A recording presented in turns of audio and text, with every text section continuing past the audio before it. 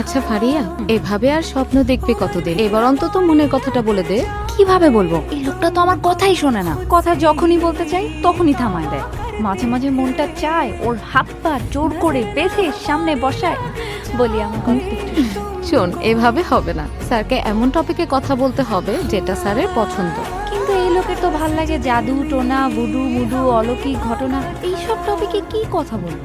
আচ্ছা, তোর সাথে কি কখনো অলৌকিক ঘটনা, এমন কোনো ঘটনা ঘটেছে যেটা তোর মানে মনে পড়ে? একটু দেখতো।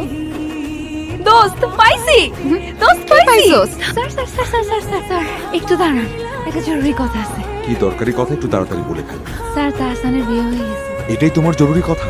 না মানে এটা জরুরি কথা, কিন্তু এটা থেকে আরেকটা বেশি জরুরি হচ্ছে। জরুরি কথা মানে এটাও জরুরি কথা, এটা থেকে আসলে স্যার ওয়েট, একটু ঠান্ডা হও, দম নাও, তারপর বল।